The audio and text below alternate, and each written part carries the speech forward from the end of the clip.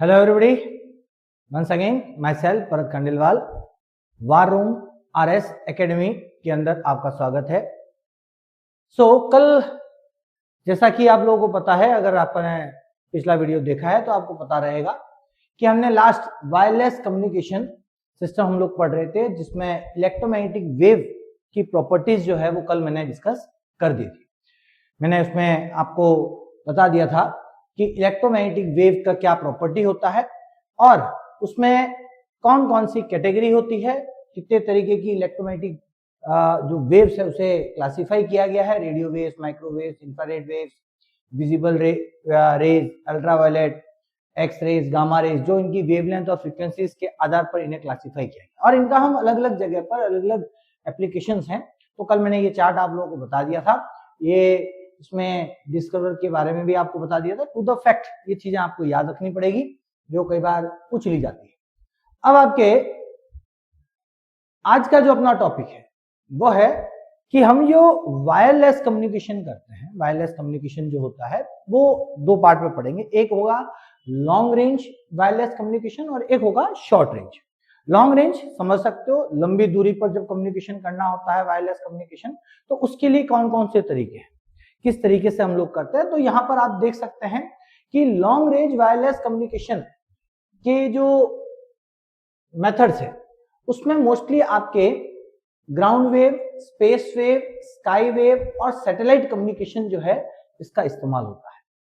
Generally ground wave और space wave को एक ही करके पढ़ाया जाता है। वैसे एग्जाम में इनके डिफरेंसेस नॉर्मली पूछते नहीं है, बट कुछ एक बेसिक डिफरेंस है जिसको मैंने यहाँ पर क्या कर दिया है, अलग अलग करके समझा दिया है। अब आप यहाँ पर देख सकते हैं कि जो आपके ground wave, space wave, sky wave और सैटेलाइट कम्युनिकेशन है उनमें क्या डिफरेंस दिख रहा है। आप यहाँ पर अगर ध्यान दें तो यहाँ पर इसका जो बेसिक डिफरेंस है वो है कि यहाँ पर ट्रांसमीटर और रिसीवर जो एंटीना होता है उस तक जो वेव्स जा रही है, इलेक्ट्रोमैग्नेटिक वेव्स जो जा रही है, वो आपकी वेव्स जो है वो एकदम अर्थ सरफेस के काफी नजदीक से जा रही है। आप देख पा रहे हैं यहाँ पर डिफरेंस, ये बहुत ही नजदीक से जा रहे हैं। जबकि यहां पर आपको क्या दिख रहा है, यहां पर बहुत हाइट वाले एंटीना होते हैं जो आपके डायरेक्ट वेव्स को सीधा भेजते हैं, थोड़ी हाइट पर होता है। यहां पर आप देख पा रहे हैं थोड़ा सा जो रेडिएशंस हैं, जो वेव्स हैं, वो आपके कैसे जा रही है, वो आइनोस्फीयर्स तक जाकर के रिफ्लेक्ट होकर के वापस आ रही है। तो आपके ये जो है ये स्काई वेव कम्युनिकेशन है। यहां पर आप देख पा रहे हो सैटेलाइट कम्युनिकेशन। सैटेलाइट कम्युनिकेशन में क्या दिख रहा है आपको कि अर्थ के एक ट्रांसमीटर, अर्थ स्टेशन, जहां पर एक ट्रांसमीटर लगा हुआ है, जहां से आपके सिग्नल सैटेलाइट को दिया जा रहा है और सैटेलाइट से सिग्नल वापस अर्थ स्टेशन पर एक रिसीवर है, वहां पर वो सिग्नल आ रहा है। तो इस तरीके से ये हमारे अलग अलग तरीके की लॉन्ग रेंज कम्युनिकेशन सिस्टम है। अब इनके जो डिफरेंसेस हैं उनको थोड़ा सा हम डिटेल में समझते हैं कि क्या होता है, किस तरीके से होता है। अगर आप यहां पर देखें तो सबसे पहला आपके इनके पाथ की बात करें कि इन चारों के बीच में जो पाथ किस तरीके का होता है। तो जो ग्राउंड वेव कम्युनिकेशन होता है उसमें जो ये आपके रेडियो वेव्स होती है, ये अर्थ सरफेस है ना, पृथ्वी की सतह के साथ साथ उसकी एक जो अर्थ का जो कर्वेचर है उसको फॉलो करता हुआ चलता है, अर्थ सरफेस के काफी नजदीक से चलता है। जबकि स्पेस वेव कम्युनिकेशन में क्या होता है, आपकी जो ये वेव्स होती है ये आपके ट्रांसमीटर से रिसीवर तक सीधी जाती है, स्ट्रेट लाइन में जाती है। क्लियर। फिर हम जब स्काई वेव कम्युनिकेशन की बात करते हैं तो यहां पर जो आपकी वेव्स जाती है ये क्या होती है, आइनोस्फीयर्स और अर्थ सरफेस के बीच में मल्टीपल रिफ्लेक्शन के थ्रू ट्रांसमीटर से रिसीवर तक पहुंचती है। क्लियर। सैटेलाइट कम्युनिकेशन में क्या होता है, सैटेलाइट कम्युनिकेशन के अंदर सिग्नल जो होता है वो ट्रांसमीटर से सैटेलाइट तक जाता है और सैटेलाइट से वापस आपके कहां आता है, रिसीवर तक आता है। अब इसमें अगर हम लोग बात करें मीडियम की, तो यहां पर आप जो ग्राउंड वेव कम्युनिकेशन है उसमें मीडियम क्या रहता है, वही अर्थ सरफेस के नजदीक वाला हिस्सा, लोअर एटमॉस्फेयर पार्ट रहता है मीडियम। स्पेस वेव कम्युनिकेशन में थोड़ा सा अपर अब जाते हैं तो ट्रोपोस्फियर लेयर आ जाती है, उसके अंदर ये वेव्स ट्रेवल करती है। जब स्काई वेव कम्युनिकेशन की बात करते हैं तो यहां पर आपकी जो वेव्स है वो आइनोस्फीयर में चलती है। याद रहे ये पॉइंट कई बार एग्जाम में पूछा गया है और पूछा वापस जा सकता है। तो आइनोस्फीयर में आपकी वेव्स पहुंचती है, वहां से रिफ्लेक्ट होकर के वापस आती है। फिर आपके सैटेलाइट कम्युनिकेशन में सिग्नल कहाँ जाता है, सैटेलाइट कम्युनिकेशन के लिए सिग्नल ट्रांसमीटर से सैटेलाइट तक जाता है। आपके हम ये कह सकते हैं कि काफी हाइट पर ये सैटेलाइट होते हैं, वहां तक ये आपके सिग्नल जाते हैं और फिर वहां से वापस अर्थ सरफेस पे पहुंचते हैं। क्लियर चीज। नाउ नेक्स्ट, ये आउटर स्पेस में जाकर के आते हैं, ध्यान रखिएगा, ये लोअर एटमॉस्फेयर है, ये ट्रोपोस्फेयर है, ये आइनोस्फेयर है और ये आउटर स्पेस है। क्लियर। हमारे स्पेस के सबसे बाहर वाले हिस्से, हमारे एटमॉस्फेयर के सबसे बाहर वाले हिस्से तक ये जाकर के आता है। अब इसके बाद हम लोग बात करें आपके फ्रीक्वेंसी रेंज की, क्या फ्रीक्वेंसी रेंज रहती है, तो आपके जो ग्राउंड वेव है उसकी फ्रीक्वेंसी जो रहती है वो 30 किलोहर्ट्ज से 3 मेगाहर्ट्ज है, जबकि आपके जो स्पेस वेव है उसमें 30 मेगाहर्ट्ज से 300 मेगाहर्ट्ज है, और आपके जो ये स्काई वेव है उसमें क्या है आपके 3 मेगाहर्ट्ज से 30 मेगाहर्ट्ज है, और जो सैटेलाइट कम्युनिकेशन है उसके अंदर 300 मेगाहर्ट्ज से 300 गीगाहर्ट्ज के बीच में फ्रीक्वेंसी रेंज का इस्तेमाल किया जाता है। क्लियर। फिर आपके रेंज कितनी दूरी तक ट्रांसमिशन ये करते हैं, तो यहाँ पर आपका जो ट्रांसमिशन है वो शॉर्ट डिस्टेंस कुछ 100 किलोमीटर की रेंज में होता है, 100-200 किलोमीटर की रेंज।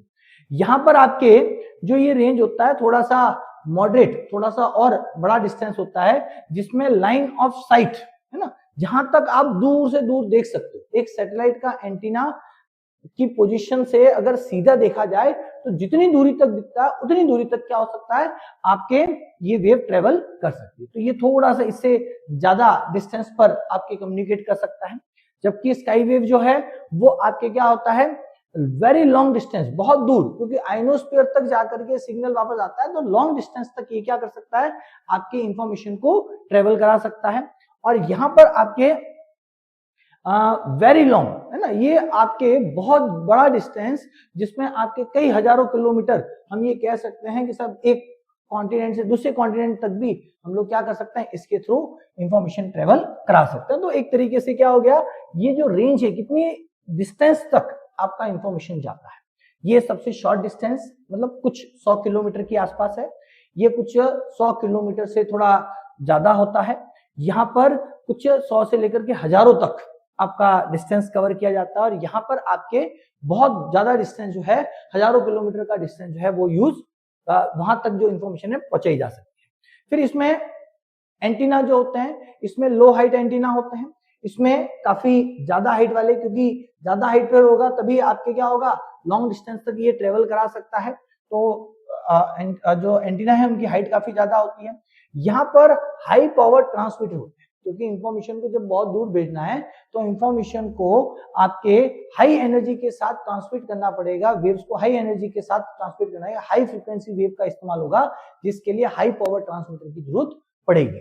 ठीक है। यहाँ पर पैराबोलिक डिश एंटीना का मोस्टली इसमें क्या होता है, इस्तेमाल होता है।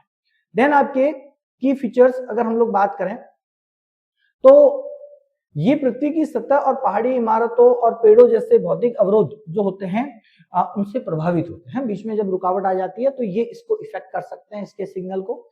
जबकि यहाँ पर ये जो है, यहाँ पर अर्थ का जो कर्वेचर है उसका कोई इफेक्ट नहीं पड़ता, क्योंकि ये line of site straight line में क्या होता है, आपका सिग्नल जाता है, तो कर्वेचर से कोई मतलब नहीं है, हाइट पे जा रहा है तो आपके यहाँ पर जो अर्थ का जो कर्वेचर है उससे कोई प्रभाव नहीं पड़ता। लेकिन अगर बीच में कोई चीज आ जाए तो उसके अवरोध का इफेक्ट थोड़ा बहुत इसमें पड़ता है। यहाँ पर ये पृथ्वी की जो कर्वेचर है, वक्रता है, उससे कोई इसको प्रभाव नहीं पड़ता।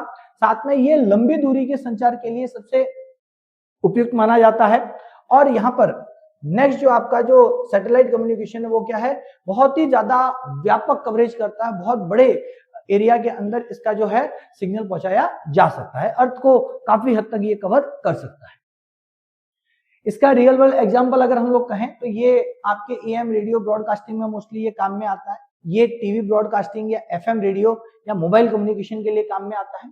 यहाँ पर आपका स्काई वेव है जो शॉर्ट वेव रेडियो कम्युनिकेशन के लिए काम में आता है, और यहाँ पर ये जो सैटेलाइट वाला है वो टीवी सैटेलाइट कम्युनिकेशन या जीपीएस या इंटरनेट वाया सैटेलाइट या सैटेलाइट फोन को जब हम यूज करते हैं तब हम लोग सैटेलाइट कम्युनिकेशन का इस्तेमाल करते हैं। तो कुल मिला के आप ये देख सकते हैं कि जो इसका यूज है ना, थोड़ा सा मैं आपको बता दूं तो ये इसके सारे फीचर्स के साथ मैंने यहाँ पर ये जो चार्ट आपके यहाँ पर हमने बता रखा है, जिसमें हर तरीके के कम्युनिकेशन के क्या बेसिक फीचर्स है वो आपको यहाँ पर सही से समझ में आ रहे हैं।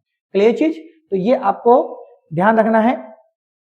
अब आपके सैटेलाइट कम्युनिकेशन को थोड़ा सा अपन समझ लेते हैं किस तरीके से है, थोड़ा डिटेल, कई बार इस पे क्वेश्चन थोड़े ज्यादा बनने की संभावना है। तो अब यहाँ पर देखिए कि सैटेलाइट कम्युनिकेशन जो होता है इसका वर्किंग प्रोसीजर क्या है। यहाँ पर आपके पृथ्वी पर मौजूद एक तरफ आपका ये हम कह सकते हैं कि ट्रांसमीटर और एक होता है आपका रिसीवर। तो ट्रांसमीटर से सिग्नल सैटेलाइट तक जाएगा, सैटेलाइट से वापस रिसीवर तक आएगा। तो ये अपलिंक आपका जो होता है जो ऊपर की तरफ सिग्नल भेजता है, तो ये वो आपका ट्रांसमीटर है, वो एंटीना है जिसको सिग्नल कहाँ भेजना है, ऊपर की तरफ भेजना है। तो ये अपलिंक आपके कहलाएगा। जो सिग्नल को रिसीव कर रहा है उसको हम क्या बोलेंगे, डाउनलिंक बोलेंगे। क्या बोलेंगे, डाउनलिंक। ठीक है, ये ग्राउंड स्टेशन होते हैं, मतलब ग्राउंड ऊपर होते हैं, अर्थ सरफेस पे होते हैं। क्लियर चीज, ये आपके मोस्टली जियो स्टेशनरी जो ऑर्बिट में घूमने वाले सैटेलाइट होते हैं, जो लगभग 35,786 किलोमीटर की हाइट पर जो सैटेलाइट होते हैं उनका इस्तेमाल इसमें किया जाता है। तो यहाँ पर ध्यान रखें कि जियो स्टेशनरी कम्युनिकेशन सैटेलाइट जो है उनका इस्तेमाल हो रहा है। तो अपलिंक और डाउनलिंक ये दो आपके एंटीना है। अपलिंक जो है वो क्या करेगा, ट्रांसमीटर से सैटेलाइट तक सिग्नल भेजेगा, वो अपलिंक कहलाएगा। और सैटेलाइट से वापस ग्राउंड पर जो रिसीव करेगा उसे हम लोग बोलेंगे डाउनलिंक। क्लियर, तो ये आपके ध्यान रहे। इसमें इंटरफेरेंस से बचने के लिए दोनों की फ्रीक्वेंसी अलग अलग रखी जाती है। अब ध्यान रहे, जब सिग्नल ऊपर जा रहा है नीचे आ रहा है, तो ऊपर जाने वाले और नीचे आने वाले सिग्नल आपस में इंटरफेयर ना करे, एक दूसरे को बाधित ना करे, तो उसके लिए ऊपर जाने वाले और नीचे आने वाले सिग्नल की फ्रीक्वेंसीज में फर्क होता है, डिफरेंसेस रखा जाता है। ये एक इंपॉर्टेंट पॉइंट है, इसे ध्यान रखना है कि अपलिंक और डाउनलिंक की फ्रीक्वेंसी सेम होती है, नहीं, इन दोनों की फ्रीक्वेंसी क्या होती है, अलग अलग रखी जाती है। अब इसमें आपके फ्रीक्वेंसी रेंज क्या होती है, तो इसमें मोस्टली माइक्रोवेव फ्रीक्वेंसी रेंज का इस्तेमाल किया जाता है, जो 300 मेगाहर्ट्ज से 300 गीगाहर्ट्ज तक का उपयोग करते हैं। इसमें कई अलग अलग फ्रीक्वेंसी बैंड्स का इस्तेमाल होता है, जिसमें हम कह सकते हैं एल बैंड होती है जो 1 to 2 गीगाहर्ट्ज की रेंज की होती है। जो एस बैंड होता है वो 2 से 4 गीगाहर्ट्ज होता है। आपके सी बैंड होता है जिसमें फ्रीक्वेंसी 4 गीगाहर्ट्ज से 8 गीगाहर्ट्ज के बीच में होती है।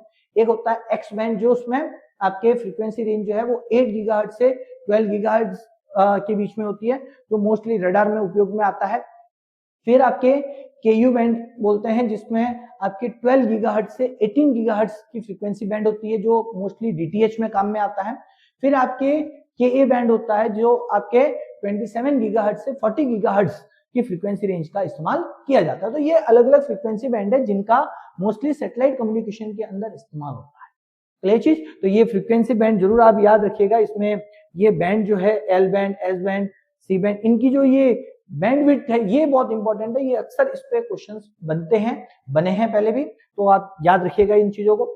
अब आपके एक चीज आप समझ लीजिए कि अगर पूरे अर्थ पर हमें सैटेलाइट कम्युनिकेशन से सिग्नल भेजना है तो हमें कम से कम कितने सैटेलाइट की जरूरत पड़ेगी, तो हमें कम से कम आपके यहाँ पर अगर आप देखें तो हमें कम से कम 3 जियो स्टेशनरी सैटेलाइट की जरूरत पड़ेगी। कितने?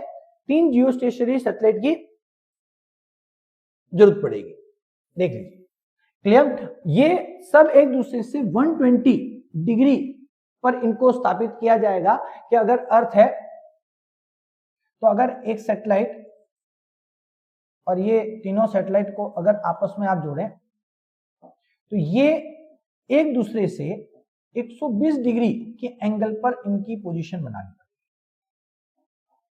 इनकी जो पोजीशनिंग होगी वो कितनी होगी, 120 डिग्री। और इस तरीके से अगर आप तीनों सैटेलाइट को अरेंज कर लेते हैं तो आप पूरे अर्थ पर इन सैटेलाइट्स के द्वारा कम्युनिकेट कर सकते हैं। तो ये एक बहुत इंपॉर्टेंट पॉइंट है जो आपको ध्यान रखना है। क्लियर चीज, चलिए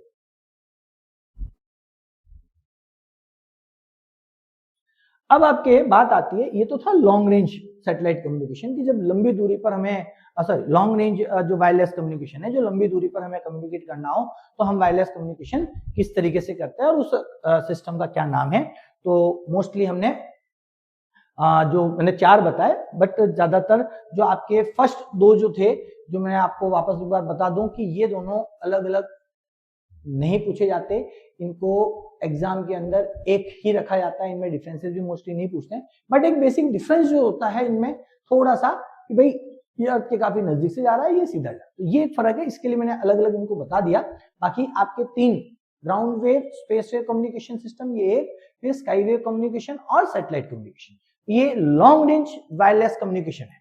अब अपन पढ़ रहे हैं शॉर्ट रेंज वायरलेस कम्युनिकेशन। क्या पढ़ रहे हैं हम लोग? Short wave wireless communication. क्या क्या है? तो इसमें कौन कौन से होते हैं? एक कहलाता है वाईमैक्स, एक कहलाता है वाईफाई, एक ब्लूटूथ, एक एनएफसी, नियर फील्ड कम्युनिकेशन। ये नाम सुना होगा मोस्टली आपने, वाईफाई और ब्लूटूथ तो काफी ज्यादा सुना हुआ है, बट ये एक वाईमैक्स और एनएफसी भी है, ये भी आपके काफी ज्यादा जो है वो इस्तेमाल होता है। तो इनको समझते हैं कि ये कहाँ इस्तेमाल होता है और क्या इनकी प्रॉपर्टीज है। तो सबसे पहले तो इनका नेटवर्क रेंज समझते हैं कि साहब इनकी सबकी नेटवर्क रेंज क्या है। तो वाईमैक्स जो होता है वो आपके एक पूरे शहर के डिवाइसेस को जोड़ने के लिए इस्तेमाल होता है। क्लियर? फिर आपके किसी संस्था और बिल्डिंग के भीतर अगर जोड़ना है तो फिर हम यूज करते हैं वाईफाई। एक कमरे के भीतर के ही डिवाइसेस को आपस में कनेक्ट करना है तो यू कैन यूज ब्लूटूथ। और यदि आप बहुत ही नजदीक में रखे दो डिवाइस, है ना, कुछ सेंटीमीटर के डिस्टेंस पे रखे दो डिवाइसेस को आपस में कनेक्ट करना चाहते हो तो उनके बीच में कम्युनिकेशन एनएफसी के द्वारा भी किया जा सकता है। क्लियर चीज? तो आपके स्पीड का फर्क है। जब वाईमैक्स इस्तेमाल करते हैं तो वहां जो, अब यहाँ पर एक मैंने ये भी लिख रखा है, तो ये भी आप देख लीजिए। वाईमैक्स में जब हम पूरे सिटी की बात करें तो लगभग 50-60 किलोमीटर की दायरे में सारे डिवाइसेस को हम वाईमैक्स के द्वारा एक साथ जोड़ सकते हैं।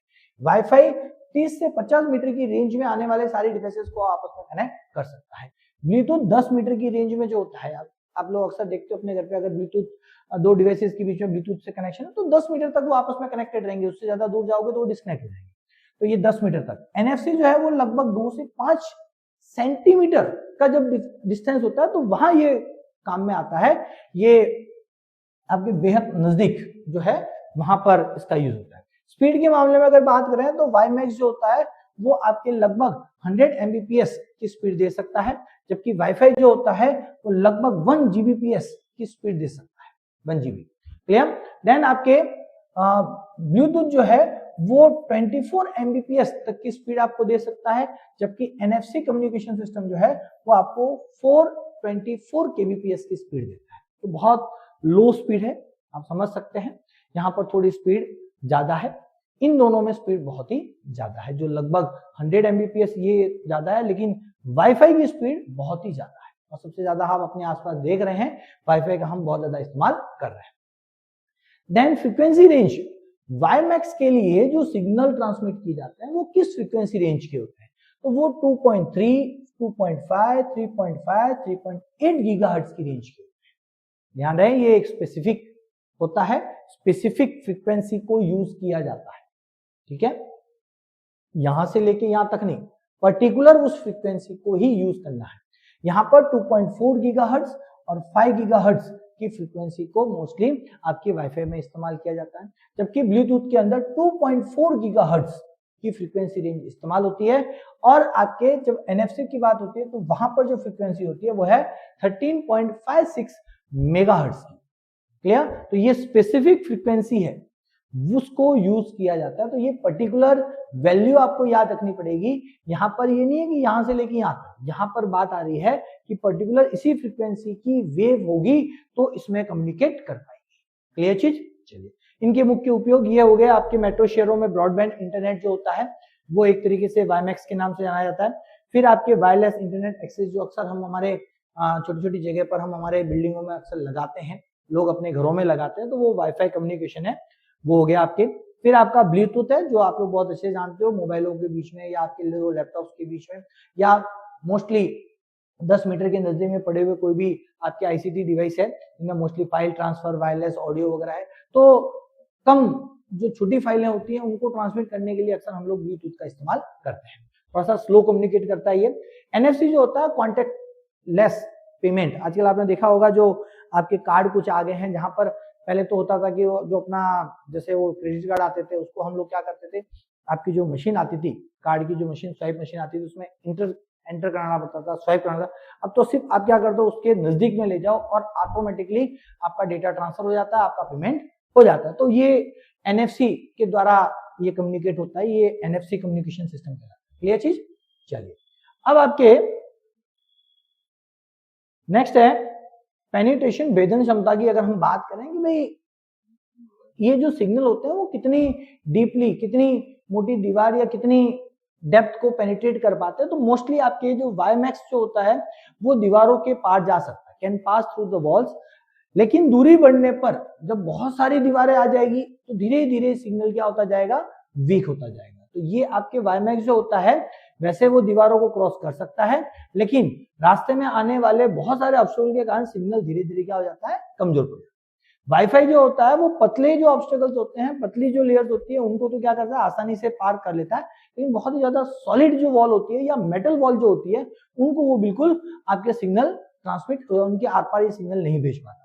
फिर आपके ब्लूटूथ जो होता है वो तो अक्सर पतली बातों को तो पार कर लेता है, लेकिन ये भी आपके सॉलिड वॉल और जो मेटल वॉल्स होते हैं उनको ये क्या करता है, एक तरीके से पार नहीं कर पाता, उनसे ये सिग्नल जो है ब्लूटूथ का सिग्नल ब्लॉक हो जाता है।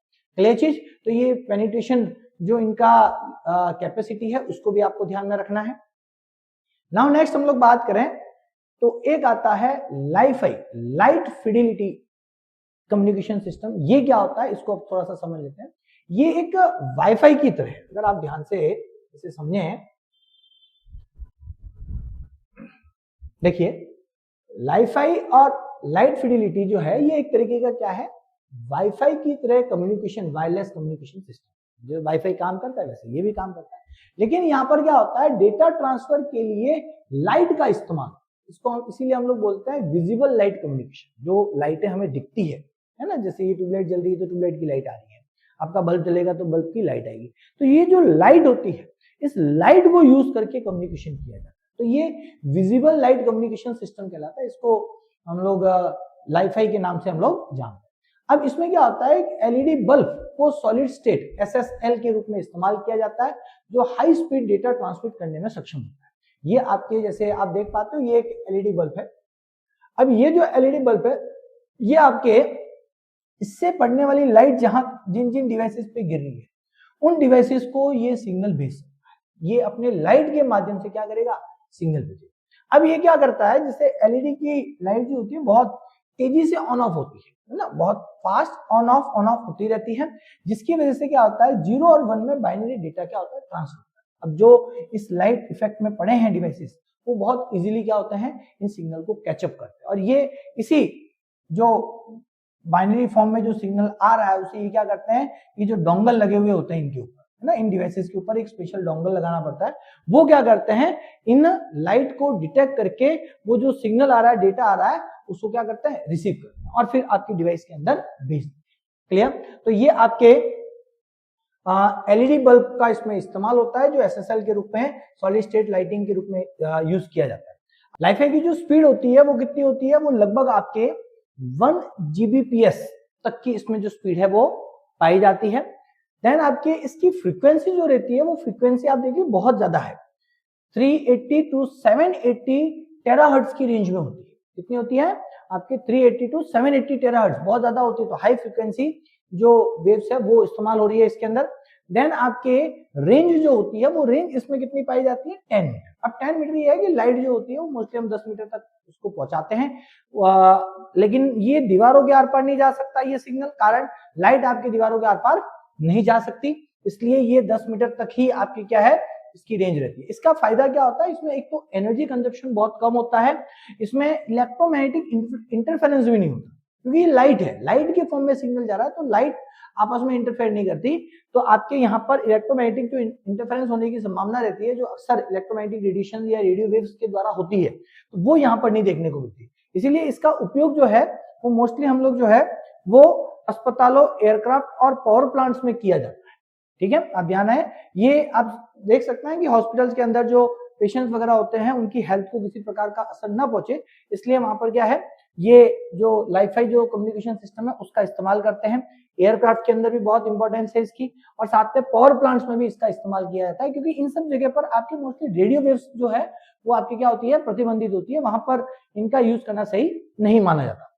क्लियर चीज? नाउ नेक्स्ट हमारे पास और भी कम्युनिकेशन के तरीके हैं जिसके अंदर आपको मैं यहाँ पर दो RFID वर्सेस बारकोड इन दोनों के डिफरेंसेस बताऊंगा। ये भी एक कम्युनिकेशन करने का तरीका है। अब इनमें क्या होता है वो आप समझिए। जैसे RFID जो होता है रेडियो फ्रीक्वेंसी आइडेंटिफिकेशन टेक्नोलॉजी बोलते हैं इसको। ये डेटा ट्रांसफर के लिए रेडियो वेव्स का इस्तेमाल करते हैं। इसके अंदर क्या होता है, आपके रेडियो वेव्स का इस्तेमाल होता है।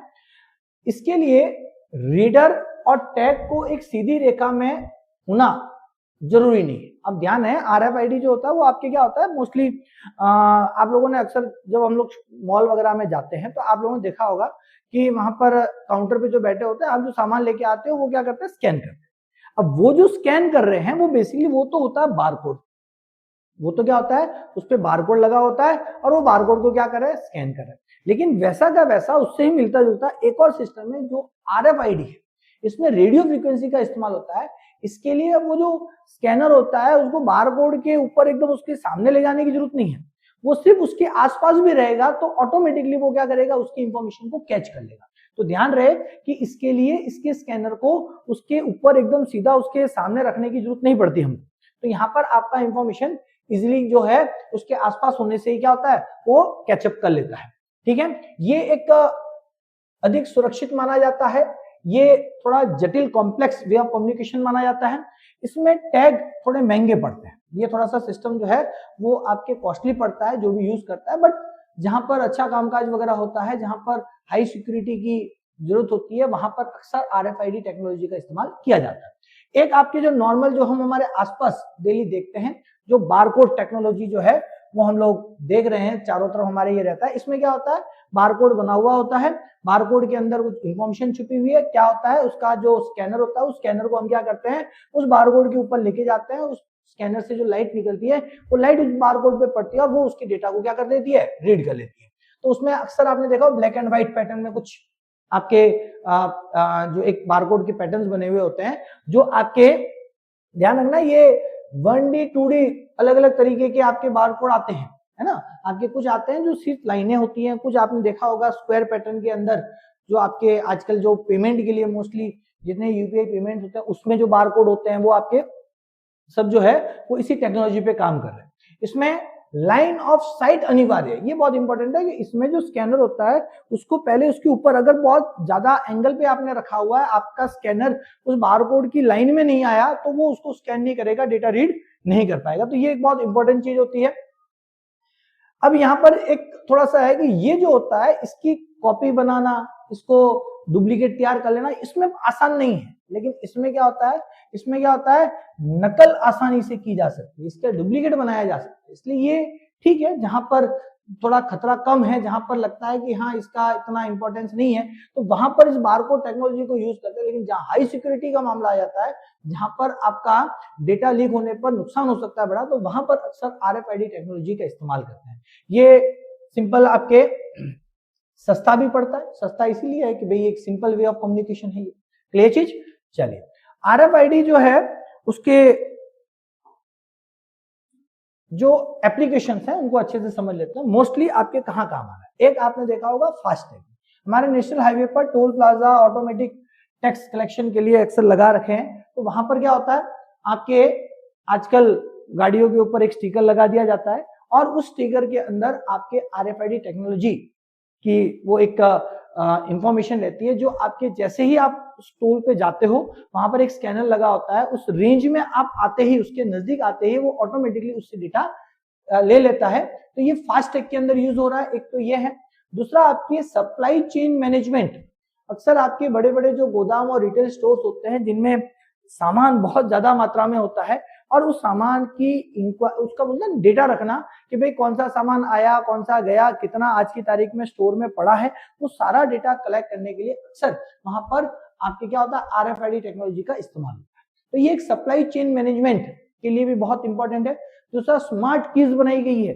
स्मार्ट कीज जो होती है ऑटोमेटिक, होटलों में आपने देखा होगा डोर आजकल आते हैं, कार्ड नजदीक ले जाते हो या वो ऑटोमेटिकली क्या होता है आपके स्कैन करके वो क्या हो जाता है, लॉक खुल जाता है। तो वहां पर आपके ये जो है RFID टेक्नोलॉजी यूज हो रही है। क्लियर। आधुनिक कारों के अंदर भी आजकल ये काफी ज्यादा जो डोर लॉकिंग सिस्टम है वो आ चुके हैं RFID टेक्नोलॉजी वाले। चलिए, तो ये एक तरीके से हमने शॉर्ट रेंज वाले जो है वो पढ़े, शॉर्ट रेंज वायरलेस कम्युनिकेशन, ठीक है।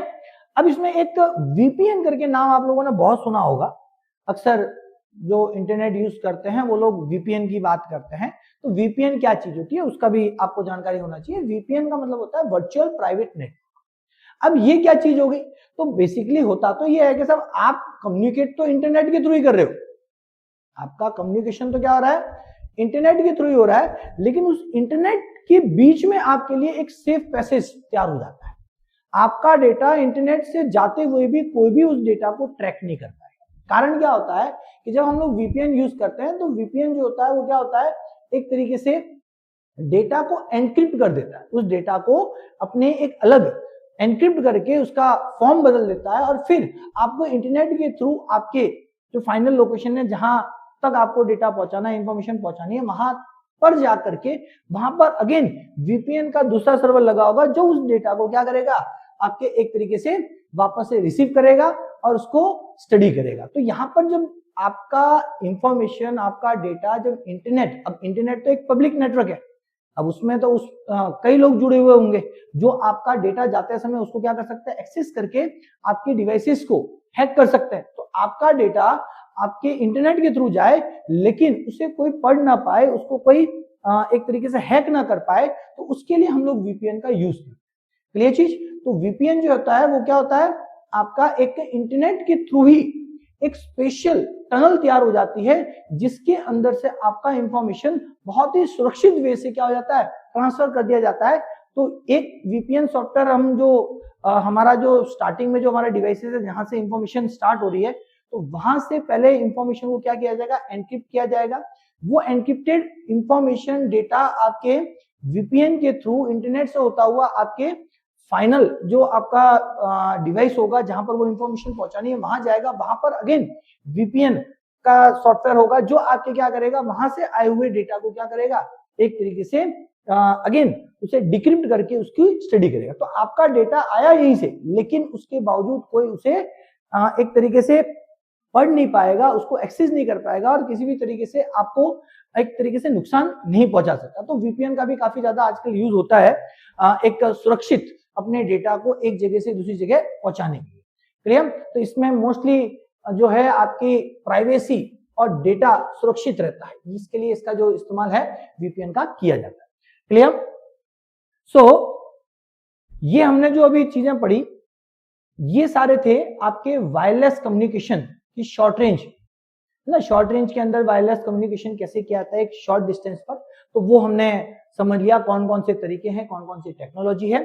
अब हम लोग नेक्स्ट पढ़ेंगे कि आपका communication system based on range, हमारा जो आपके जो कम्युनिकेशन जो नेटवर्क होता है जो हमारा, वो रेंज के आधार पर भी कुछ हमने अलग अलग बना रखे हैं, जिसके अंदर एक आता है पैन, एक आता है लैन, एक आता है मैन और एक आता है वैन। अब क्या है, पैन का फुल फॉर्म होता है पर्सनल एरिया नेटवर्क।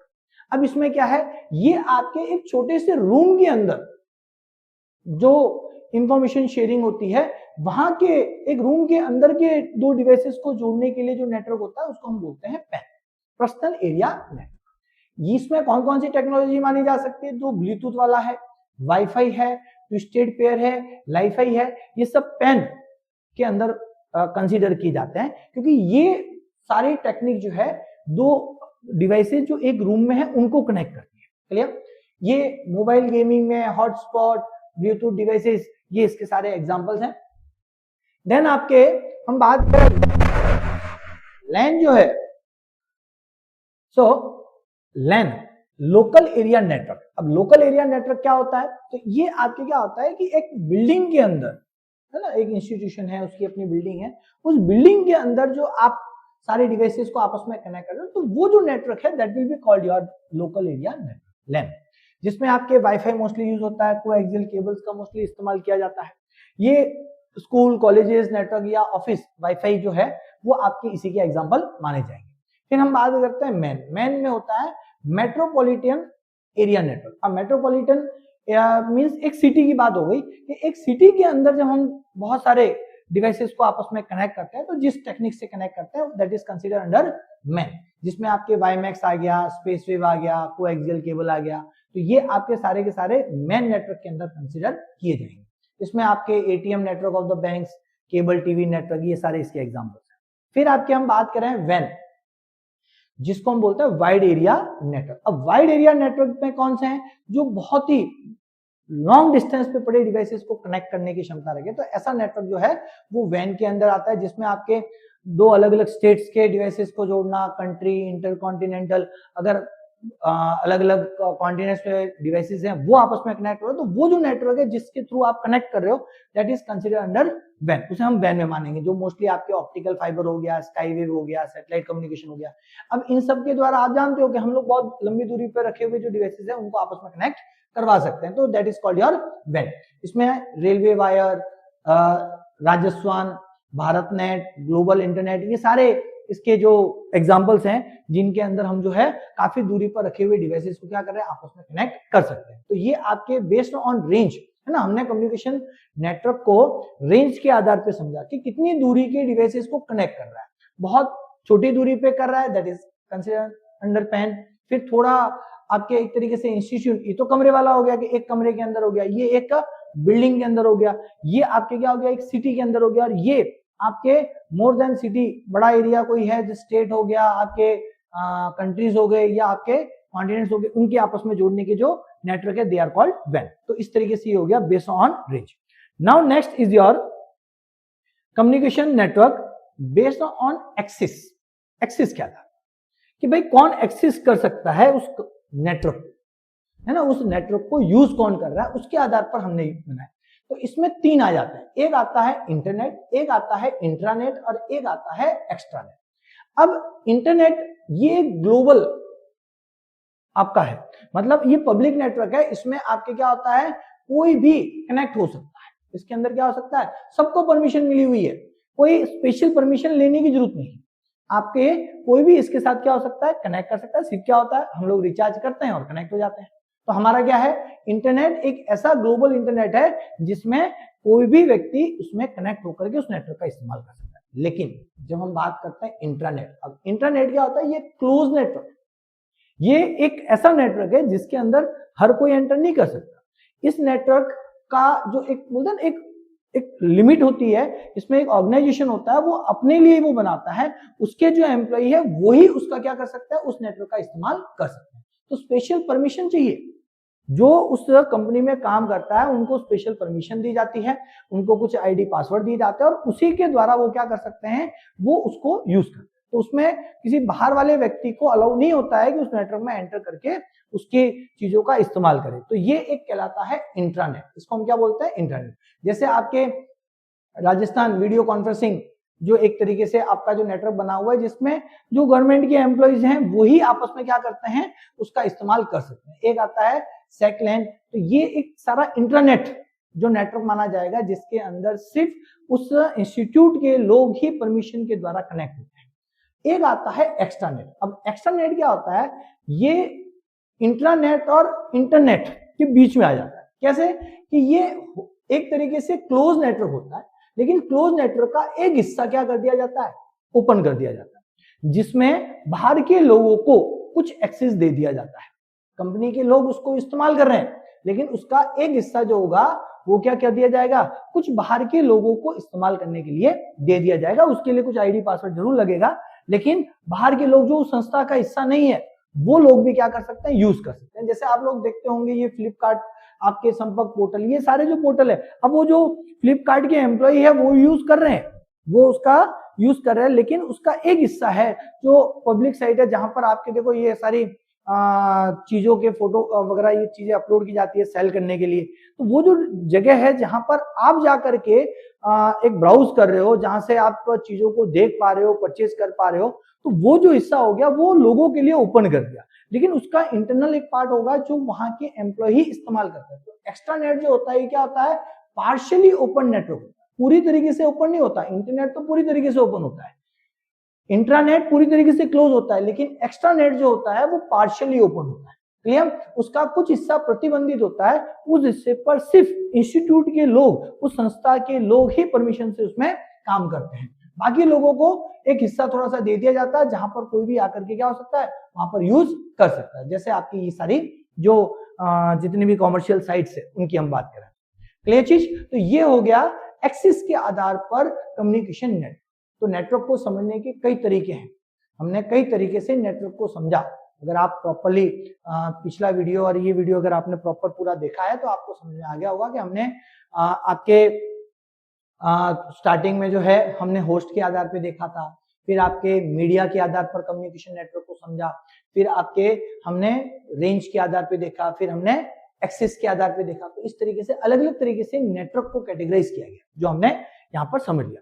अब हम लोग बात करते हैं next, that is cellular wireless communication technology. अब ये क्या चीज हो गई, अब ये हो गया आपके सेलफोन्स, मोबाइल, जो आपके आज आप देखते हैं कि जब इनिशियल मोबाइल आए थे वो कैसे थे, उनमें हम क्या क्या कर पाते थे। लेकिन समय के साथ आप लोगों ने ऑब्जर्व किया होगा कि जो पहला फोन आपका हुआ करता था वो सिर्फ कॉल करने के लिए होता था, फिर उसमें मैसेज टाइप होने लगे, मैसेजिंग का ऑप्शन आ गया, फिर मैसेजिंग के बाद आपके उसके अंदर छोटे छोटे फोटोग्राफ्स, पिक्चर्स भेजने की सुविधा आ गई, फिर उसमें और व्यवस्था आ गई। अब आप वीडियो कॉन्फ्रेंसिंग के थ्रू आप आगे वाले से क्या कर सकते हो, बात। आप सोचिए कि समय के साथ हमारा जो मोबाइल है उस मोबाइल टेक्नोलॉजी में बहुत सारा डेवलपमेंट, तो हम इस पूरे डेवलपमेंट को अलग अलग जनरेशन जो इसमें क्रिएट हुए उनको हम समझेंगे कि हमारा जो वायरलेस टेलीकम्युनिकेशन है उसका इवोल्यूशन क्या रहा, है ना। हम लोग यहां पर देखेंगे इवोल्यूशन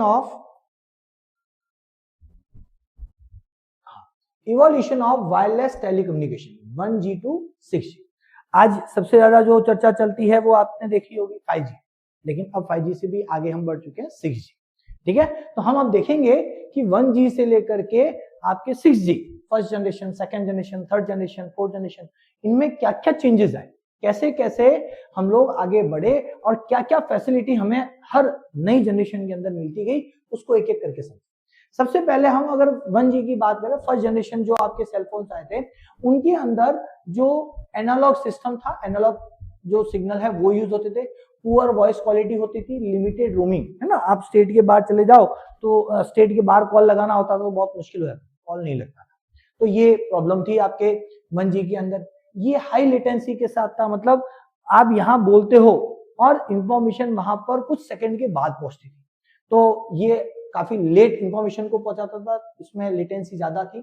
इसमें जो फ्रीक्वेंसी वेव इस्तेमाल होती थी, वेव स्पेक्ट्रम इस्तेमाल होता था, वो होता था 30 मेगाहर्ट्ज से 1 गीगाहर्ट्ज तक की फ्रीक्वेंसी का जो स्पेक्ट्रम है वो यूज होता था। फिर आपके नेक्स्ट चेंज आया कौन सा, सेकेंड जनरेशन, जब थोड़ा सा और टेक्नोलॉजी बढ़ी तो उसमें क्या होगी, वॉइस क्वालिटी को क्या कर दिया गया, थोड़ा सा इंप्रूव कर दिया गया, पहले से अच्छे से आप बात कर सकते तो, आवाज बीच में कटती नहीं थी, प्रॉपर जाती थी। फिर आपके उसमें SMS और MMS की फैसिलिटी आनी स्टार्ट हो गई, उसमें रोमिंग अनेबल्ड कर दिया गया, अब आप अदर स्टेट में भी क्या कर सकते हो, कॉल लगा सकते हो। तो ये आपके सेकेंड जनरेशन में हमें फैसिलिटी मिली थी, जिसमें जो है जो हमारा सिग्नल है वो 200 से 400 मिली सेकेंड के अंदर आगे पहुंच जाता था, ज्यादा समय नहीं लगता था। आप देख लीजिए अब 1 सेकेंड से भी कम समय लगना यहाँ पर स्टार्ट हो गया था। फिर आपके उसमें फ्रीक्वेंसी जो वेव स्पेक्ट्रम है वो कौन सा यूज होता था, वो आपके 900 मेगाहर्ट्ज से 1800 मेगाहर्ट्ज तक का जो वेव स्पेक्ट्रम है वो इसमें यूज होता था।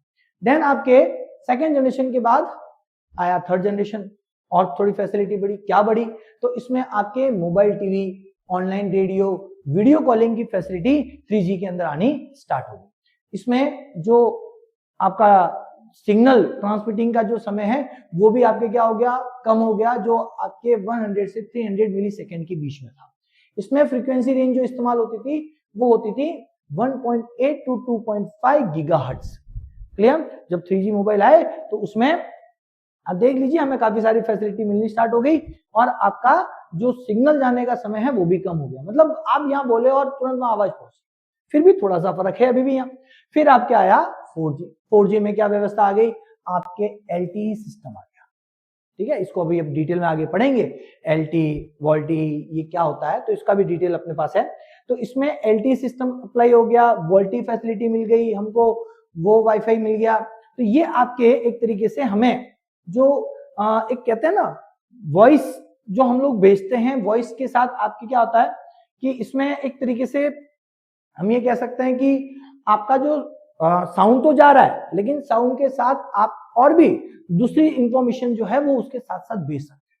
ठीक है, तो ये आपके वीडियो कॉलिंग भी साथ में स्टार्ट हो गया। फिर हम लोग वो वाईफाई तो वॉइस ओवर वाईफाई पर हम लोग सिग्नल ट्रांसमिट करने की फैसिलिटी हमको इसमें मिलने स्टार्ट हो गई। तो आपकी इस मोबाइल फोन के अंदर ही हमें ये सारे सिस्टम यूज करने की सुविधा मिली, किसके अंदर, 4G के अंदर। इसमें आपका जो लेटेंसी समय जो था, सिग्नल जाने का जो समय था वो था 20 to 40 मिली सेकेंड। मतलब इतना लेट सिग्नल जाता था कि अगर आपने यहाँ से सिग्नल भेजा तो 20 to 40 मिली सेकेंड बाद वहां पहुंच जाएगा।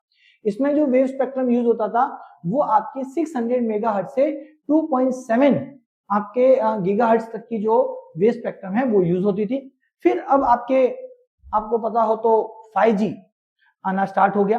अब 5G जो है वो आपके बहुत ही हाई स्पीड और नेटवर्क माना जाता है, जिसमें सिग्नल बहुत तेजी से जाता है, जो mostly ideal for IoT, internet of things कहा जाता है। आजकल आप लोग अगर देखते हैं तो बहुत सारी चीजें हैं जो ऑटोमेटिक काम करती है। आप लोगों ने सुना होगा कि हम लोग वायरलेस डिवाइसेस आ रहे हैं, जैसे AC को हम लोग बहुत दूर बैठ करके वाईफाई के थ्रू कंट्रोल कर सकते हैं।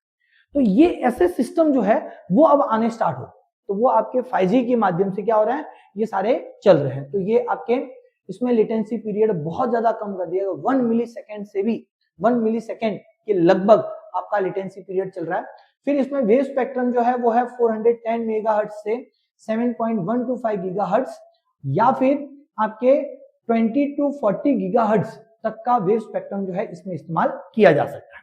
क्लियर।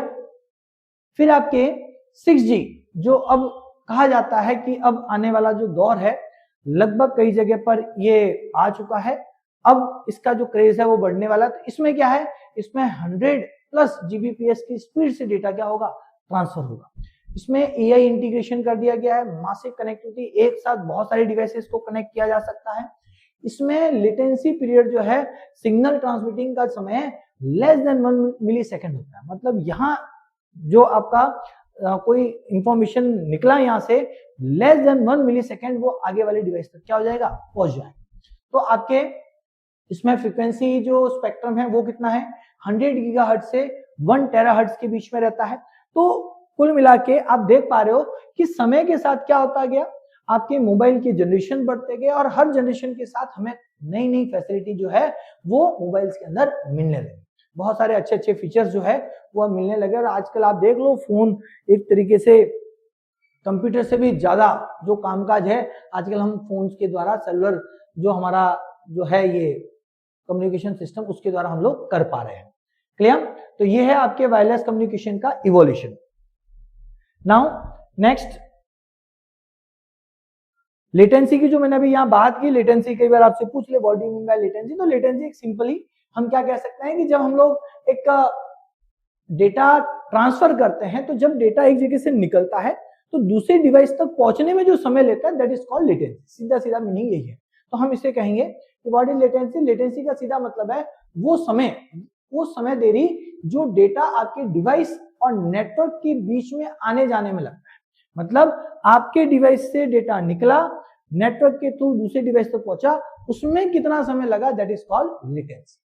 तो आपके आज की तारीख में मिलीसेकंड से भी कम, 1 मिलीसेकंड से भी कम का जो लेटेंसी पीरियड है वो आज के 6G जनरेशन के अंदर जो है वो हो रहा है। ठीक है, चलिए अब आपके इसमें लेटेंसी जितनी कम होगी यूजर का अनुभव उतना ही बेहतर होगा। अब आप सोच सकते हैं जितना कम समय लगेगा यहाँ से इंफॉर्मेशन को जाने, तो वो रियल टाइम कम्युनिकेशन एक तरीके से फील होता है। ऐसा लगता है कि हम सामने बैठ के बात कर रहे हैं, जबकि वो है अपने से बहुत दूर। लेकिन जितना लेटेंसी पीरियड कम कर दिया जाएगा उससे क्या फायदा होगा, उससे फील ऐसा आएगा कि हम एक रियल टाइम कम्युनिकेशन कर रहे हैं। ऐसा लग रहा है कि व्यक्ति हमारे सामने बैठ करके बात कर रहा है और बहुत जल्दी इंफॉर्मेशन जा रही है। जो मोस्टली आपकी वीडियो कॉल्स और ऑनलाइन गेमिंग के लिए बहुत इंपॉर्टेंट होता है, क्योंकि जब वीडियो कॉलिंग करते हैं तो वीडियो कॉलिंग में क्या होता है कि आपको जब बात कर रहे हो तो उसमें अगर डिले हो रहा होगा तो बात करने में मजा नहीं आएगा।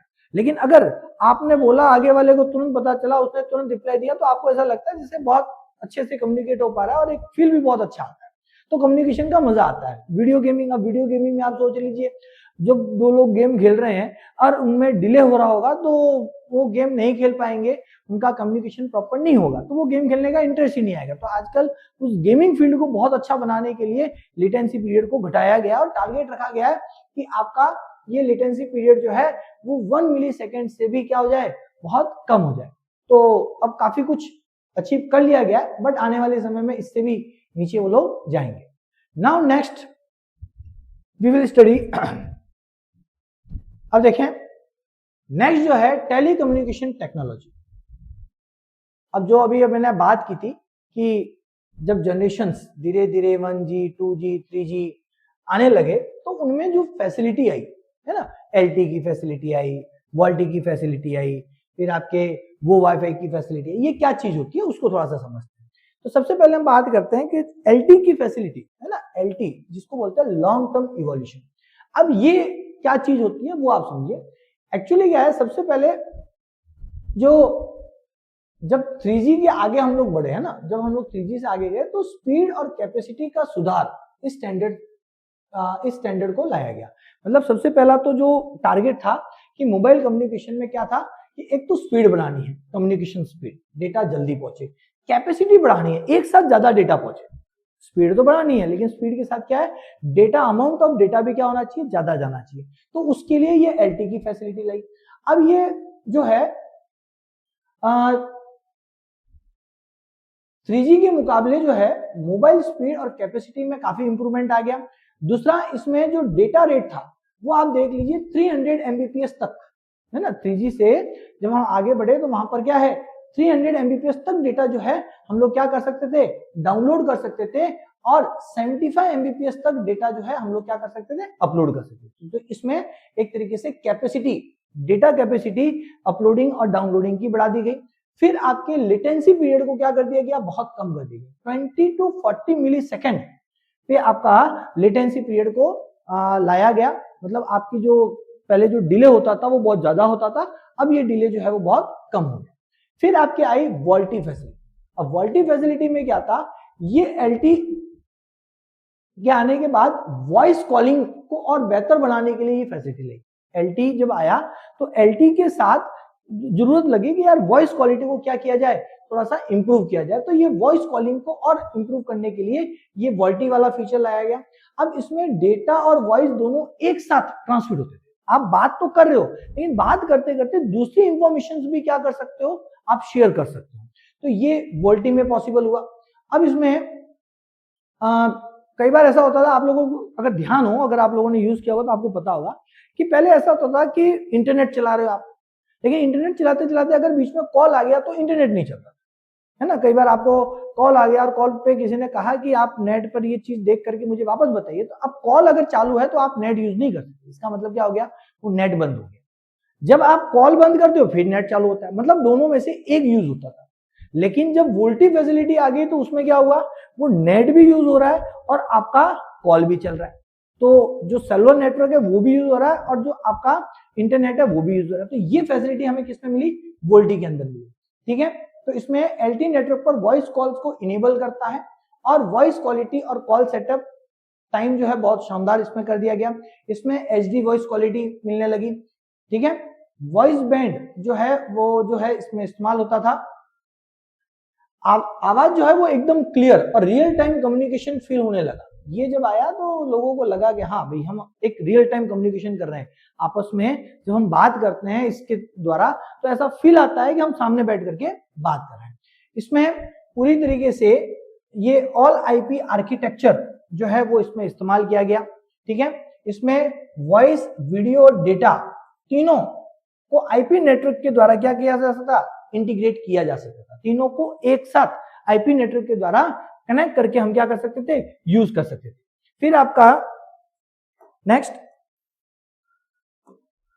कॉल सेटअप टाइम जो है उसको घटा करके बहुत कम कर दिया। ठीक है, आपके इसमें जो कॉल कनेक्ट होने में कई बार जो ज्यादा समय लगता था उसे क्या कर दिया गया, वो कम कर दिया गया। ठीक है, लगभग आपके 2 सेकंड के आसपास कॉल सेटअप टाइम जो है वो बना दिया गया। फिर आपके एप्लीकेशन, इसमें HD video calling online gaming, video conferencing और इमरजेंसी सर्विसेज में इसका सबसे ज्यादा इस्तेमाल होने लगा। जो वोल्टी फैसिलिटी थी उसका जो इस्तेमाल है वो सबसे ज्यादा एचडी वीडियो कॉलिंग में हो रहा था, ऑनलाइन गेमिंग में हो रहा था, वीडियो कॉन्फ्रेंसिंग में होता था, इमरजेंसी सर्विसेज है उनके अंदर इसका सबसे ज्यादा यूज हो रहा था। अब आपके नेक्स्ट जनरेशन और इंप्रूव हुए, हमारे पास और एक फैसिलिटी आई, क्या चीज थी वो है वो आईपी। अब वो आईपी में क्या होता है, वॉइस ओवर इंटरनेट प्रोटोकॉल। अब ये ऐसी टेक्निक है जिसमें नॉर्मल आवाज को डिजिटल पैकेट्स में बदल दिया जाता है और फिर आगे भेजा जाता है। इसमें जो हम जो बोलते हैं हमारी आवाज को क्या किया जाता है, एक डिजिटलाइज करके, है ना, साउंड वेव के फॉर्म में नहीं, उसे डिजिटलाइज पैकेट में बदल करके क्या करता है, आगे भेजा जाता है। इसमें आपके डिजिटल पैकेट्स में कन्वर्ट कर दिया जाता है और फिर उसे आईपी नेटवर्क, है ना, इस पैकेट को स्विच, है ना, पैकेट स्विच आईपी नेटवर्क पर ट्रांसमिट कर दिया जाता है। फिर इस डिजिटल पैकेट्स को क्या करता है, आपके इंटरनेट पे इंटरनेट के थ्रू आगे भेजा जाता है। अब इसमें सबसे है कि आपके जो डिवाइसेस होते हैं उनमें एक फीचर आना चाहिए, आईपी अनेबल्स। तो इसीलिए एक बोलते हैं कि कुछ पुराने फोन है उनमें ये फैसिलिटी नहीं है। क्यों नहीं है, क्योंकि वो डिवाइसेस आईपी अनेबल नहीं होते। तो जब आईपी अनेबल नहीं होगा तो उसमें ये फीचर्स नहीं चलेगा। उसी डिवाइस में ये फीचर चलेगा जिस डिवाइस के अंदर आईपी अनेबल आपका वो डिवाइस अगर है तो आपके वो आईपी की फैसिलिटी आपको मिल जाएगी। इसका जो एडवांटेज है वो हमारे लिए क्या है कि वीडियो कॉन्फ्रेंसिंग हमारी बहुत बेहतर हो गई, ईमेल हम बड़ी आसानी से भेजने लगे, है ना, ईमेल के अंदर हम लोग वीडियोस जो है वो करके हम भेज सकते थे, ठीक है। Call forwarding, voice mail, call recording, call waiting, ये सारे फीचर जो है वो आपके क्या होने लगे, वो इसके द्वारा हमारे जो है हमारे यूज होने लगे। क्लियर चीज। फिर एक और नया जो है आपका दैट इज वो वाईफाई। अब वो वाईफाई क्या होता है ये समझे। वो वाईफाई में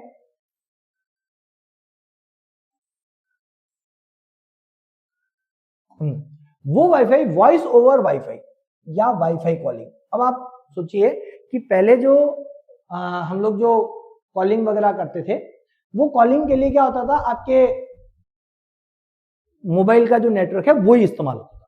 अब हमारा जो कॉलिंग होता था वो वाईफाई के थ्रू होता है।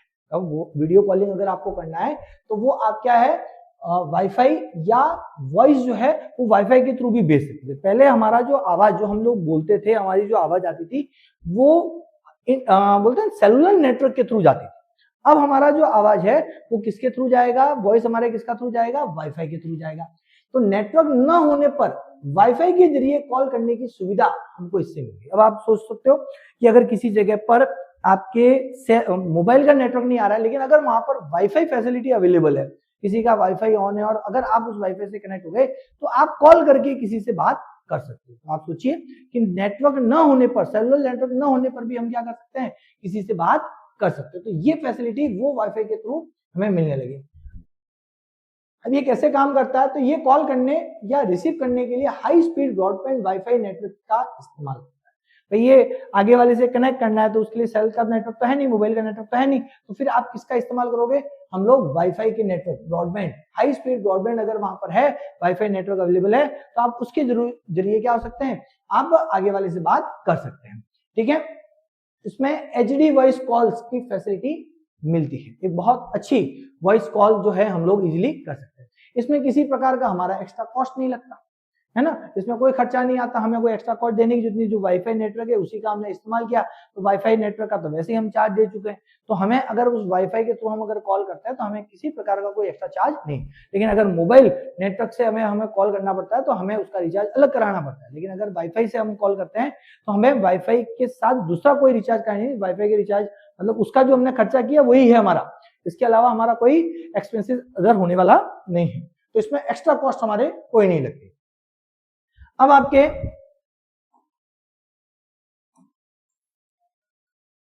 OTT versus wifi. अब ध्यान रखिए आपके जो व्हाट्सएप जैसे जो ओटीटी जो एप्स है जो है ना मोबाइल के अंदर आप जो यूज करते हो, लेकिन इनमें कॉल्स ऐप आधारित ऐप बेस्ड नहीं होती बल्कि सीधे नंबर टू नंबर होती है। अब आप ध्यान है इसमें जो आपके एक तो ये व्हाट्सएप जो होता है ना, इसमें कोई ऐप नहीं है ना, वो वाईफाई जो है उसके अंदर क्या होता है कि कोई ऐप नहीं है, वो आपके क्या कर रहा है डायरेक्ट एक कॉल ऐप आधारित, उसमें कोई एप्लीकेशन नहीं लगी, उसमें number two number direct call होता है। आप एक नंबर डायल करोगे, उस नंबर पे डायरेक्ट आपका वीडियो कॉल चला जाएगा, किसी ऐप की बीच में आपको रिक्वायरमेंट नहीं होगी। आजकल फैसिलिटी आप देखिएगा फोन के अंदर, आपका जो कॉल जो आपका कॉन्टेक्ट नंबर होता है वहां पर एक तो होता है कि आगे वाले से वीडियो कॉल करने के लिए आप व्हाट्सएप में जाओगे, व्हाट्सएप में जाकर के मान लो कॉल करें तो वो व्हाट्सएप ऐप के थ्रू आपका वीडियो कॉल होगी।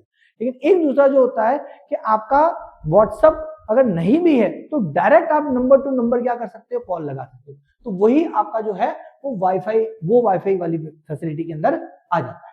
ठीक है, बेनिफिट क्या है इसमें, एलटी और वाईफाई के बीच में सीमलेस स्विचिंग होती है, इसमें कॉल ड्रॉप नहीं होती। अब इसमें देखो कितना अच्छा फीचर है कि अगर आपका मान लो आप कहीं पर ऐसी जगह खड़े हैं जहां पर अभी फिलहाल सेल का नेटवर्क आ रहा है, आप उससे कॉल लगा दिया, आप आगे वाले से बात करो, लेकिन अगर किसी कारण से नेटवर्क चला गया तो वो क्या करेगा, वो सेल के नेटवर्क को सीधा किस पे ट्रांसफर कर देगा, आपके वाईफाई के नेटवर्क पे ट्रांसफर कर देगा और उसके थ्रू कॉल आपके कंटिन्यू चलती रहेगी, कॉल बीच में डिस्कनेक्ट नहीं होती। आप सोचिए कितना अच्छा फीचर है कि अगर नेटवर्क चला भी जाता है तो आपका कॉल डिस्कनेक्ट नहीं होगा, वो सीधा सेल के नेटवर्क से एलटी से किस पे चला जाएगा, आपके वाईफाई पे ट्रांसफर हो जाएगा और आपका जो कॉल है वो कंटिन्यू चलता रहेगा। तो ये एक बहुत अच्छी फैसिलिटी इसके अंदर हम लोगों को मिल गई, इसमें कॉल ड्रॉप की प्रॉब्लम नहीं आती। लो एरिया नेटवर्क के लिए ये सबसे अच्छा ऑप्शन था, जहां पर लो एरिया होता है, लो नेटवर्क एरिया जो होता है, जहां पर नेटवर्क अक्सर कम आता है, अक्सर नेटवर्क इतना कम हो जाता है, कई बार जो हमारा कॉल है वो डिस्कनेक्ट हो जाता है। अब आप किसी से बात करो, इंपॉर्टेंट बात बता रहे हो, बीच में डिस्कनेक्ट हो जाए तो हमको बड़ा डिस्टर्बेंस फील होता है। तो जो लो नेटवर्क एरिया होते हैं वहां पर ये वाली फैसिलिटी जो है वो बहुत ज्यादा काम में आती है। इसमें कॉल क्वालिटी सुधर गई, आपके सेलुलर डेटा यूजेज जो है वो कम करके पैसे की बचत भी हम लोग कर सकते हैं। तो ये कुल मिला के ये जैसे जैसे सेलुलर कम्युनिकेशन में जनरेशन बढ़ते गए, मतलब नेक्स्ट जनरेशन जो आया उसमें बहुत सारे नए नए फीचर जो है हमें देखने को मिले और हर फीचर में एक एडवांस फीचर जो था वो हमें देखने को मिला, जिसमें बहुत सारी फैसिलिटी हमें मिली, जिससे हमारा कम्युनिकेशन और बेहतर हुआ। जो इजीली आज हम लोग कम्युनिकेट कर पा रहे हैं वो इन्हीं जनरेशंस के आगे बढ़ने की वजह से, नए नए फीचर्स आने की वजह से हो पा रहा है। अब आपके नेक्स्ट हम बात करते हैं आपके किसकी, एक स्टारलिंक प्रोजेक्ट। आप लोगों ने एलन मस्क का नाम तो सुना ही होगा। अब एलन मस्क का एक बहुत ही महत्वाकांक्षी प्रोजेक्ट चल रहा है जिसको उन्होंने नाम दिया था स्टारलिंक प्रोजेक्ट। इनकी एक कंपनी है स्पेस एक्स, उसका ये प्रोजेक्ट है। ठीक है, तो एलन मस्क की जो कंपनी है स्पेस एक्स, उसका एक प्रोजेक्ट स्टारलिंक। ये क्या है, तो स्पेस एक्स एक सैटेलाइट इंटरनेट प्रपोजल है। अब ये क्या है कि एक सैटेलाइट के द्वारा इंटरनेट क्रिएट करना, पूरे वर्ल्ड के अंदर इंटरनेट देना है, लेकिन किसके थ्रू देना है, वो सैटेलाइट के थ्रू देना है। इसमें 2018 में इसको लॉन्च किया गया था और इसका उद्देश्य था पृथ्वी पर कहीं पर भी हाई स्पीड इंटरनेट एक्सेस पहुंचाया जा सके।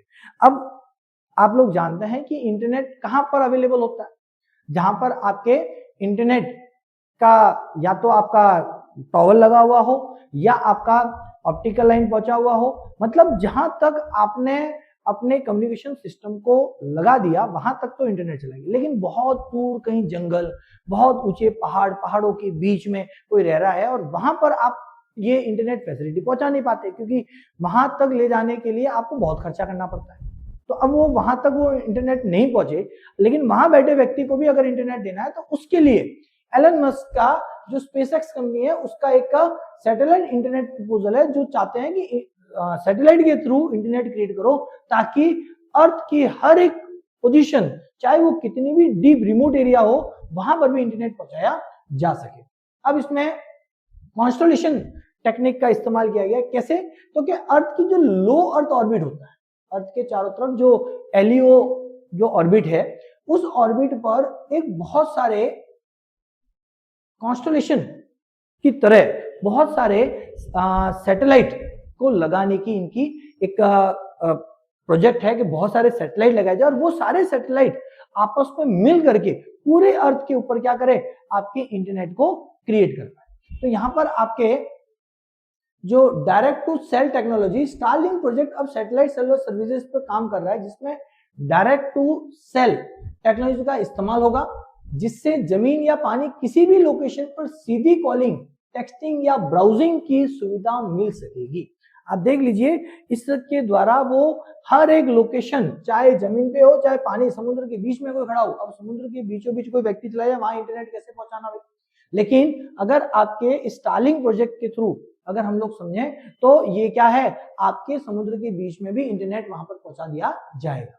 और इनका प्रोजेक्ट ये चल रहा है, काफी हद तक ये आगे बढ़ चुके हैं और बहुत जल्दी हमें ये देखने को मिलेगा। सो ये आपके स्टारलिंक प्रोजेक्ट के बारे में, ये किसका प्रोजेक्ट है, कौन सी कंपनी इसे चला रही है, तो ये बातें आप जरूर याद रखें। क्लियर। अब आपके नेक्स्ट जो हमारे इसके अंदर आगे हमको बात करनी है वो किन चीजों पे करनी है, क्लाउड बेस्ड सर्विसेज पे करनी है। अभी आगे हमको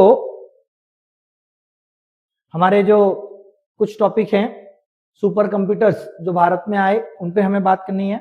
फिर आपके इंडिया के अंदर जो सेमीकंडक्टर मिशन है उस पर बात करनी है। तो कुछ टॉपिक्स और बचे हुए हैं, तो ये हम लोग अगले वीडियो में इसको कवर करेंगे, क्योंकि काफी ज्यादा लंबा वीडियो हो जाएगा अगर मैं इन सब चीजों को अभी इसमें लेने लगा तो आज जो हमने जो चीजें पढ़ी, जहां तक हम लोगों ने समझा, जो नेटवर्क के कम्युनिकेशन नेटवर्क के जो टेक्नोलॉजी हम लोगों ने पढ़ी कि भाई कौन कौन से तरीके से हम कम्युनिकेट करते हैं, और हमने मोबाइल कम्युनिकेशन जो है, सेलुलर कम्युनिकेशन है, उसकी जो जनरेशंस के बारे में पढ़ा, कौन कौन सी जो टेक्नोलॉजी है जो डेवलप हुई है।